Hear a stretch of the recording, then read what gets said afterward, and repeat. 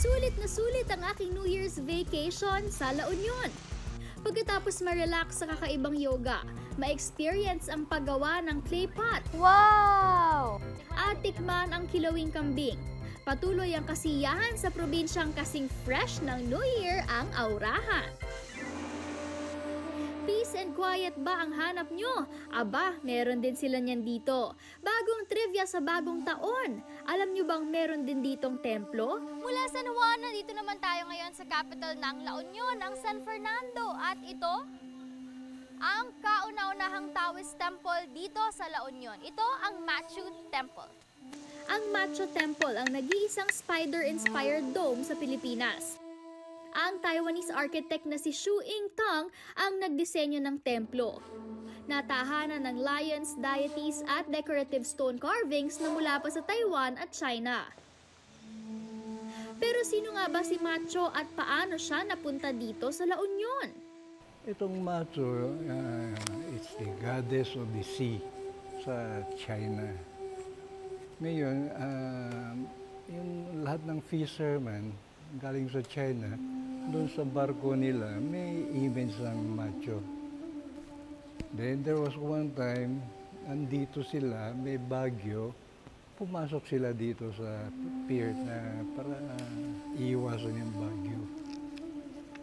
So after that, iniwan nila yung image, which is there now, sa mga Chinese, Filipino-Chinese na San Fernando.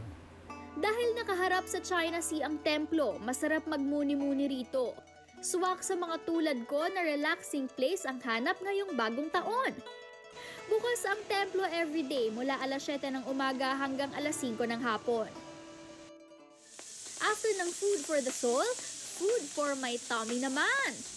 Sisig na seafood! Seafood na sisig! Aba, meron yan dito pa rin sa isang restaurant sa San Fernando, dito sa La Union. Ang main ingredient nila, octopus! O, diba? Push! Tara! Mayaman ang octopus sa omega-3 na panlaban sa heart attack at stroke. Meron din itong vitamin B12 na pangontra sa demensya, calcium na pampatibay ng buto, at iron na kontra anemia. Parang local pulutan lang siya sa bahay, ganyan. So, na-decide nung may-ari, tas yung chef namin, masarap pala to, yun. So, naisip nila na gawin yon sa dish namin sa restaurant.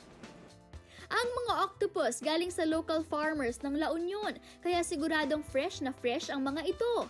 Ihanda na ang ingredients and let the cooking begin. Okay, ma'am.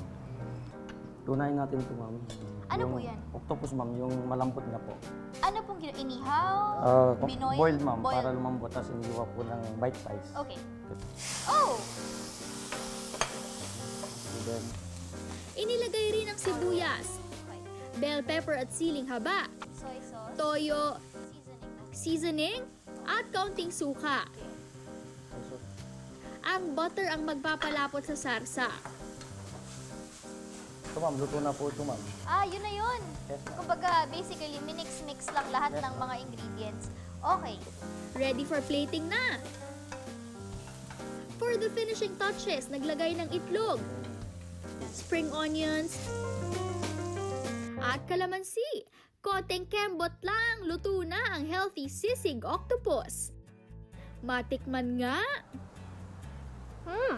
Ang tender, ang fresh sa panlasa, ang something new na sisig, ganun. For 195 pesos, pwede nang matikman ang push na sarap na octopus sisig. Pwedeng pagsaluhan ng 3 hanggang 4 na tao. Save the best for last ang destination ko. Taong 1983 nang magbukas ang cafe na ito bilang isang ice cream house. Dahil unti-unti nang nakikilala sa bayan ng San Fernando, nagsimula silang mag-isip ng mga bagong paandar.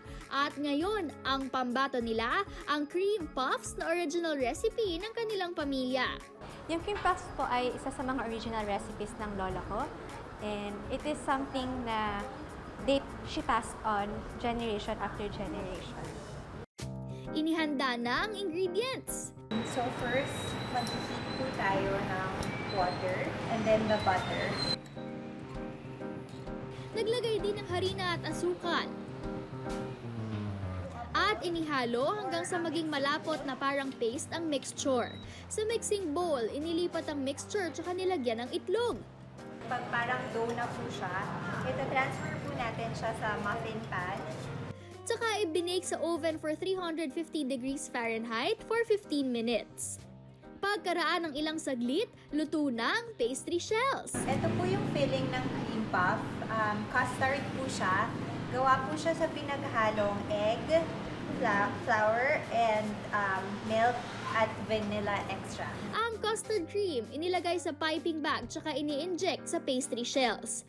Ready na ito for eating! Crusty on the outside, pero soft on the inside. Super creamy, pero hindi siya matamis. So, hindi siya nakakaumay. Ang tamis niya nanggagaling dito sa sugar glaze.